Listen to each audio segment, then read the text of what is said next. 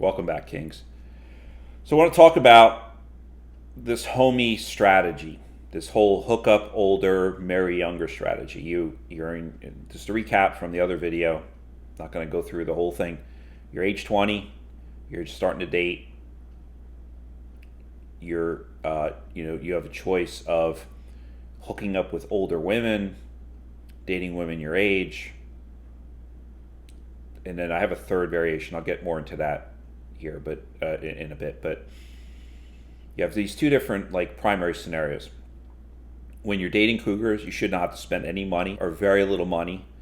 In fact, you could get a net benefit from this cougar because she may be cooking meals for you. She may treat it like a sugar mama scenario where she's not going to give you money directly, but she's going to save you indirectly through maybe cooking meals for you, sending you off with snacks, doing other things to make your life easier.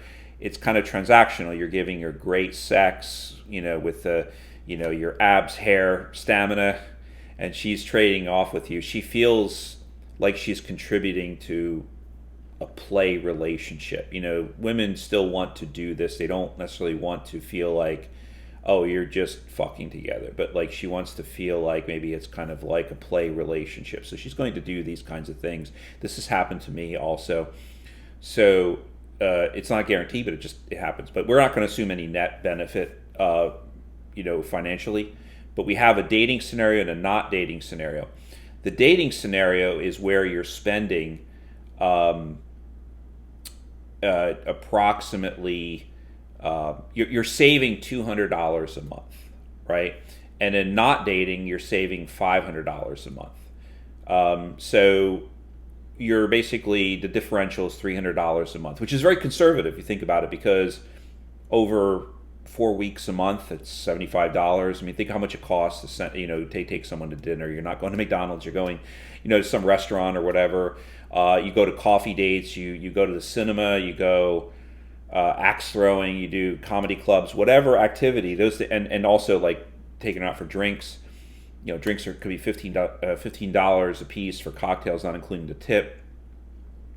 It could be very costly to court somebody. And then there's no guarantee that you're going to get laid. You could just end up, getting strung along a couple times. Maybe you'll be in a situationship for a month or two, and then that ends, and you got to start all over again. And then while she's your girlfriend, you're expected to spend money on her to some extent. You're not going to be able to just screw around with her. She's going to want to do things, and then she might want to try. Oh, let's go on a vacation together. Let's do this. She may even want you to pay for the hotel room or whatever. But the point is that you're going to spend money to court her and to continue to court her. With a cougar, this is not going to necessarily be the case. In most cases, you should not be in a relationship with a cougar or a situationship with a cougar if you are spending the same kind of money that you would on somebody your own age. It's just what's the point, right? So you're establishing a transactional relationship. You're getting your sexual experience. You're not having to put in much monetary investment at all, if any. You're pocketing that difference. And then, this is typical you see in a lot of times, with financial advisors, they're going to show you kind of this list of how much you could save if you save early on. Use the advantage of your youth to kind of save and invest in the future. In this particular scenario, you're assuming 8% gain. So this is just dumping money into the S&P 500. Bonds right now pay 5.3%. That's risk free. But I'm going to do 8% scenario over a period of time. So just your typical investment chart, your growth rate. You've got compounding growth, and you're continuing to save for the first 10 years. I cut off the savings after 10 years because at this point you're age 30. You're not maybe you're not cougaring anymore, or you're not dating domestically. Now you're considering going overseas. You're establishing that. You're planning your flagpole to find Ms. Right overseas. So you're going to continue to save, but I'm putting apples for apples from the money you'd pocket not dating versus dating. So that money will continue to grow without additional principal being put into it. Let's go out till you're age 50. It's 30 years from the time you begin saving. it looks pretty obvious here that $437,000, this doesn't include additional savings that you would presumably put in your 401k for your employer or whatever. This is just an IRA or a brokerage account or liquid brokerage account, something that you put money into, your Robinhood account, whatever. $437,000 versus $175,000 just for dating. So we're not even including changing your mindset on spending too much money on alcohol. Maybe you shouldn't be drinking so much. It's a lot of empty calories.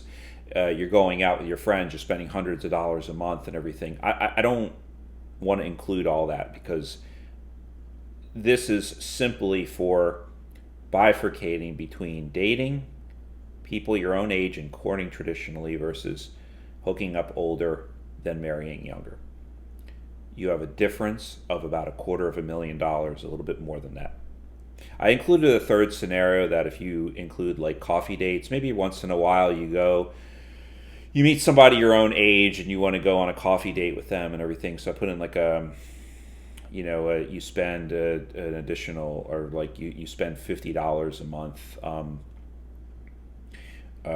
towards that. So the differential is $600 a year between no dating and coffee dates. So you're putting a minimal amount of effort into like just, and forget about women who said, I got to go to dinner and everything. No, just don't even bother.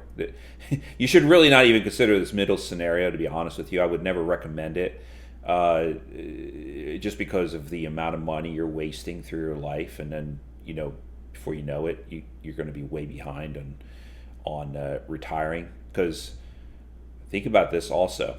When you are down here and you're nearly $500,000, not even including additional money you put in, this is starting into getting that territory where you can almost retire overseas.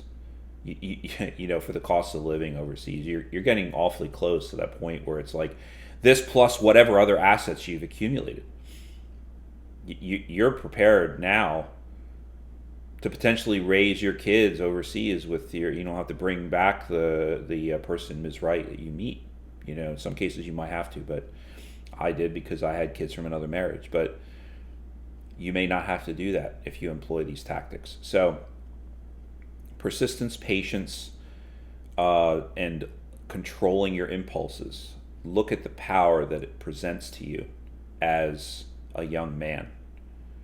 Think about that before you start hearing advice, especially from women. Date your own age, whatever.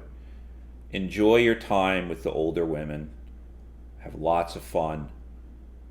Don't, compartmentalize out of this whole idea that your friends are saying, oh, you're bagging old hags or whatever. Forget it. A lot of them are very good, very pretty. They go to the gym. They want and deserve a young man, and you are that man. You can provide that service to them. And look what the benefit that you get from doing that. Anyway, that's about it. Let me know what you think in the comments. Look forward to hearing from y'all. Take care, Kings.